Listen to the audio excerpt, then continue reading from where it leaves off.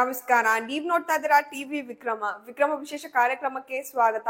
ನಾನು ಜೆಸಿಲ್ ಡಿಸೋಜ. ನೀವು ಇಲ್ಲಿ ತನಕ ಟಿವಿ ವಿಕ್ರಮನ ಸಬ್ಸ್ಕ್ರೈಬ್ ಮಾಡದೇ ಇದ್ರೆ ತಕ್ಷಣ ಸಬ್ಸ್ಕ್ರೈಬ್ ಮಾಡಿ. 90ರ ದಶಕದಲ್ಲಿ ಕಾಶ್ಮೀರದ ಹಿಂದೂಗಳ ಕತೆ ಏನಾಗಿತ್ತು, ಅಲ್ಲಿಂದ ಅವರನ್ನ ಹೇಗೆ ಓಡಿಸಿದ್ರು, ಇದನ್ನ ಕೇಳಿದ್ದೇವೆ. ಕಾಶ್ಮೀರ್ ಫೈಲ್ ಸಿನಿಮಾದಲ್ಲಿ ನೋಡಿದ್ದೇವೆ. ಆದ್ರೆ ಇನ್ನೊಂದು ರಾಜ್ಯದಲ್ಲಿ ಕೂಡ ಹಿಂದೂಗಳ ಪರಿಸ್ಥಿತಿ ಹೀಗೆ ಆಗುವ ದಿನ ದೂರ ಇಲ್ಲ. ಅದು ಮತ್ಯಾವುದು ಅಲ್ಲ, ಮಮತಾ ಬ್ಯಾನರ್ಜಿಯ ಪಶ್ಚಿಮ ಬಂಗಾಳ.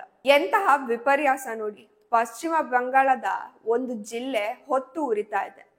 ಅಲ್ಲಿ ಜನ ಸಾಯ್ತಾ ಇದ್ದಾರೆ. ಆದ್ರೆ ಅಲ್ಲಿನ ಸಿಎಂ ಯಾವುದೇ ಚಿಂತೆ ಇಲ್ಲದೆ ಲಂಡನ್ ನಲ್ಲಿ ಭಾಷಣ ಮಾಡ್ತಾ ಇದ್ದಾರೆ. ತನ್ನನ್ನ ತಾನು ಬಂಗಾಳದ ಹುಲಿ ಅನ್ನುವ ತರ ಪೋಸ್ಟ್ ಕೊಡ್ತಾ ಇದ್ದಾರೆ. ಬಂಗಾಳದ ಮಾಲ್ಡಾದಲ್ಲಿ ಒಂದು ಮುಸ್ಲಿಂ ಗುಂಪು ನಮಾಜ್ ಓದಿದ ನಂತರ ಹೊರಗಡೆ ಬಂದು ಅವರದೇನೋ ಧಾರ್ಮಿಕ ಘೋಷಣೆಯನ್ನ ಕೂಗ್ತಾ ಹಿಂದೂ ಮನೆಯನ್ನ ಗುರಿ ಮಾಡಿಕೊಂಡು ಧ್ವಂಸ ಮಾಡ್ತಾರೆ. ನೋಡ್ತಾ ಇದ್ದಂತೆ ಮನೆಗೆ ಬೆಂಕಿಯನ್ನ ಹಚ್ಚಲಾಗುತ್ತೆ. ಹಿಂದೂಗಳ ಮೇಲೆ ದೌರ್ಜನ್ಯ ಎಸಗಲಾಗುತ್ತೆ. ಎಷ್ಟೆಲ್ಲ ಆದ್ರೂ ಕೂಡ ಸಿಎಂ ಮಮತಾ ದೀದಿ ಲಂಡನ್ ನಲ್ಲಿ ಕೂತು ಭಾಷಣನ ಮಾಡ್ತಾ ಇದ್ದಾರೆ. ಅಷ್ಟಕ್ಕೂ ಬಂಗಾಳದಲ್ಲಿ ಈ ರೀತಿಯ ಘಟನೆ ಹೊಸದೇನು ಅಲ್ಲ. ರಾಮನವಮಿ, ದುರ್ಗಾ ಪೆಂಡಲ್ ನಲ್ಲಿ ಇಂಥದ್ದು ಬಹಳಷ್ಟು ನಡೆದಿದೆ. ಈಗ ಇದು ಮತ್ತೊಂದು ಅಷ್ಟೇ.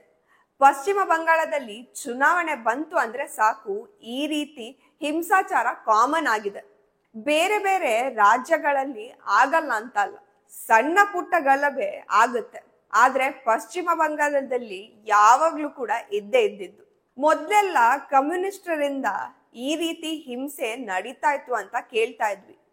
ಕಮ್ಯುನಿಸ್ಟರ ವಿರೋಧವಾಗಿ ಮಮತಾ ದೀದಿ ಅವರ ಸರ್ಕಾರ ಬಂದ್ಮೇಲೆ ಹಿಂಸಾಚಾರ ಕಡಿಮೆ ಆಗುತ್ತೆ ಅಂತ ಅಲ್ಲಿನ ಜನ ನಂಬಿದ್ರು. ಆದ್ರೆ ಕಮ್ಯುನಿಸ್ಟರ ಅಧಿಕಾರಕ್ಕಿಂತ ಜಾಸ್ತಿ ಹಿಂಸಾಚಾರ ಮಮತಾ ದೀದಿ ಅವರ ಅಧಿಕಾರದಲ್ಲಿ ನಡೀತಾ ಇದೆ. ಇದು ಒಂದು ಹಬ್ಬ ಅಥವಾ ಒಂದು ಜಿಲ್ಲೆ ಅಥವಾ ಒಂದು ಹಳ್ಳಿಯ ವಿಷಯ ಅಲ್ಲ. ಯಾವಾಗ ನೋಡಿದ್ರು ಇದೇ ಕತೆ. ಯಾಕೆ? ಇದಕ್ಕೆಲ್ಲ ಕಾರಣ ಏನು? ಇದರ ಬಗ್ಗೆ ತುಂಬಾ ಯೋಚನೆ ಮಾಡ್ಬೇಕಾಗುತ್ತೆ. ಲಂಡನ್ನ ಆಕ್ಸ್ಫರ್ಡ್ ಯೂನಿವರ್ಸಿಟಿಯಲ್ಲಿ ನಿಂತು ದೀದಿ ಆಡಿರುವ ಮಾತಿದು. ಇವರು ನೋಡಿದ್ರೆ ತನ್ನನ್ನ ತಾನು ಬಂಗಾಳದ ಹುಲಿ ಅಂತ ಹೇಳ್ಕೊಂಡ್ರೆ ಅಲ್ಲಿನ ವಿದ್ಯಾರ್ಥಿಗಳೇ ಅವರ ವಿರುದ್ಧ ಪ್ರೊಟೆಸ್ಟ್ ಮಾಡ್ತಾ ಇದ್ದಾರೆ. ಮಮತಾ ಬ್ಯಾನರ್ಜಿಗೆ ಅಲ್ಲಿನ ವಿದ್ಯಾರ್ಥಿಗಳು ಪ್ರಶ್ನೆ ಕೇಳ್ತಾರೆ. ಆರ್ಜಿಕರ್ ಮೆಡಿಕಲ್ ಕಾಲೇಜ್ನ ಇನ್ಸಿಡೆಂಟ್ ಬಗ್ಗೆ, ಸಂದೇಶ್ ಖಾಲಿ ವಿಷಯದ ಬಗ್ಗೆ ಹಾಗೂ ಬಂಗಾಳದ ಸಾಕ್ಷರತೆಯ ಬಗ್ಗೆ ಕೇಳ್ತಾರೆ. ಆದ್ರೆ ಅದ್ಯಾವುದಕ್ಕೂ ಕೂಡ ಮಮತಾ ಬ್ಯಾನರ್ಜಿ ಬಳಿ ಉತ್ತರ ಇರ್ಲಿಲ್ಲ. ಈಗೀಗ ಬಹಳಷ್ಟು ಹೂಡಿಕೆಗಳು ಬರ್ತಾ ಇದೆ, ಕಂಪನೀಸ್ಗಳು ಪಶ್ಚಿಮ ಬಂಗಾಳಕ್ಕೆ ಬರ್ತಾ ಇದೆ ಅಂತ ದೀದಿ ಅಲ್ಲಿಂದ ಎಸ್ಕೇಪ್ ಆಗೋಕೆ ನೋಡಿದ್ರು. ಅಷ್ಟೊತ್ತಿಗೆ ವಿದ್ಯಾರ್ಥಿನಿಯೊಬ್ಳು ಯಾವ ಕೈಗಾರಿಕೆಗಳು ಬರ್ತಾ ಇದೆ ಅಂತ ಕೇಳೇ ಬಿಟ್ಲು. ಅದಕ್ಕೆ ಉತ್ತರನೇ ಇರ್ಲಿಲ್ಲ. 2060ರ ಒಳಗೆ ಭಾರತ ವಿಶ್ವದ ಅತಿ ದೊಡ್ಡ ಆರ್ಥಿಕತೆ ಆಗುತ್ತಾ ಅಂತ ಕೇಳಿದ್ರೆ ದೀದಿ ಹೇಳ್ತಾರೆ, ಇಲ್ಲ, ಹಾಗೇನು ಆಗೋದಿಲ್ಲ ಅಂತ. ಈಕೆಯ ಅವಸ್ಥೆ ನೋಡಿ. ಅವರಿಗೆ ಅವರೇ ಹುಲಿ ಅಂತ ಬಿಲ್ಡಪ್ ಕೊಟ್ಕೊಳ್ಳೋದು, ಆದ್ರೆ ದೇಶವನ್ನ ಅವಮಾನಿಸೋದು ಇವರೆಲ್ಲ ಮುಖ್ಯಮಂತ್ರಿಗಳು. ಆದ್ರೆ ಇಲ್ಲಿ ನೋಡಿದ್ರೆ ಪಶ್ಚಿಮ ಬಂಗಾಳದಲ್ಲಿ ಹಿಂಸಾಚಾರ ನಡೀತಾ ಇದೆ. ರಾಜ್ಯದ 2-3 ಜಿಲ್ಲೆ ಹೊತ್ಕೊಂಡು ಹುರಿತಾ ಇದೆ. ಮಾಲ್ಟಾದಲ್ಲಿ ಅಂತೂ ವಾರಕ್ಕೊಮ್ಮೆ ಈ ರೀತಿ ಘಟನೆ ಆಗ್ತಾ ಇದೆ. ನಾರ್ಮಲ್ ಆಗಿ ಯಾವಾಗ್ಲೂ ಒಂದು ಹಿಂದೂ ಸಮುದಾಯದ ಹಬ್ಬದ ಸಮಯದಲ್ಲಿ ಮಸೀದಿಯ ಮುಂದೆ ಮೆರವಣಿಗೆ ಹೋಗ್ತಾ ಇರುತ್ತೆ. ಹೀಗೆ ಹೋಗ್ಬೇಕಾದ್ರೆ ದೇವರ ನಾಮಸ್ಮರಣೆ ಮಾಡ್ತಾರೆ, ಪಟಾಕಿಯನ್ನ ಸಿಡಿಸ್ತಾರೆ. ಅದನ್ನ ವಿರೋಧಿಸೋದಕ್ಕೆ ಅಂತ ಮಸೀದಿಯಲ್ಲಿ ಒಂದು ಮೀಟಿಂಗ್ ಆಗುತ್ತೆ.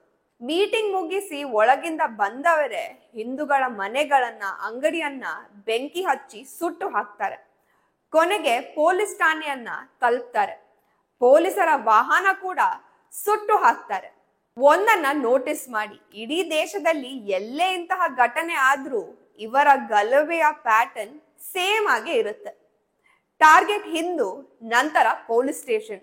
ಇಷ್ಟಾದ್ರೂ ಪಾಪ ಅಲ್ಲಿನ ಪೊಲೀಸರು ಏನು ನಡೆದಿಲ್ಲ, ಕೆಲವೊಂದ್ ಕಡೆ ಅಷ್ಟೇ ಇಂತಹ ಬೆಂಕಿ ಕಾಣಿಸ್ಕೊಂಡಿದೆ, ಅದನ್ನ ನಂದಿಸುವ ಕೆಲಸ ಆಗ್ತಾ ಇದೆ.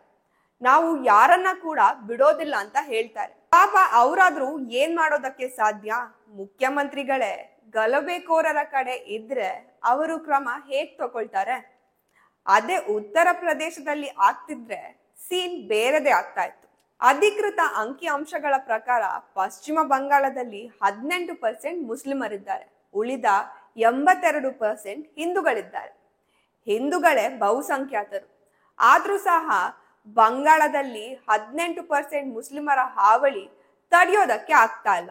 ಇದಕ್ಕೆ ಕಾರಣ ಕೂಡ ಇದೆ. 2011ರ ಜನಗಣತಿ ಪ್ರಕಾರ 18% ಮುಸ್ಲಿಮರ ಜನಸಂಖ್ಯೆ ಇದೆ.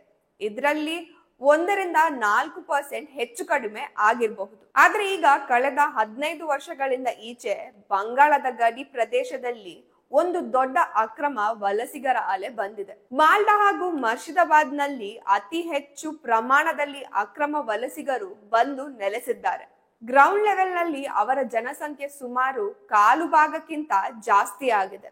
ಆದ್ರೆ 75% ಹಿಂದೂಗಳೇ ಅಲ್ವಾ ಇರೋದು. ಅವರಿಂದ ಯಾಕೆ ಹೋರಾಟ ನಡೀತಾ ಇಲ್ಲ? ಅದಕ್ಕೆ ಕಾರಣ ಭಯ. ಎಲ್ಲಿ ತಾವು ಅವರ ವಿರುದ್ಧ ಧ್ವನಿಯನ್ನ ಎತ್ತಿದ್ರೆ ಅಥವಾ ಹೋರಾಟ ಮಾಡಿದ್ರೆ ಅವರು ನಮ್ಮ ಮೇಲೆ ಅಟ್ಯಾಕ್ ಮಾಡಿಬಿಡ್ಬೋದು ಅನ್ನುವ ಭಯ. ಪಶ್ಚಿಮ ಬಂಗಾಳದ ಇವತ್ತಿನ ಸ್ಥಿತಿ ನೋಡಿದ್ರೆ 1990ರ ಜಮ್ಮು ಕಾಶ್ಮೀರವೇ ನೆನಪಾಗುತ್ತೆ. ಟಿವಿ ವಿಕ್ರಮ, ದೇಶ ನಿಮ್ಮ ಕೈಯಲ್ಲಿ. ಈ ಕಾರ್ಯಕ್ರಮ ನಿಮಗೆ ಇಷ್ಟ ಆಗಿದ್ದಲ್ಲಿ ಲೈಕ್, ಶೇರ್ ಹಾಗೂ ಕಮೆಂಟ್ ಮಾಡಿ. ಟಿವಿ ವಿಕ್ರಮದ ಕಾರ್ಯಕ್ರಮಗಳನ್ನು ನಿರಂತರವಾಗಿ ವೀಕ್ಷಿಸಲು ಸಬ್ಸ್ಕ್ರೈಬ್ ಮಾಡಿ, ಬೆಲ್ ಐಕನ್ ಒತ್ತಿ.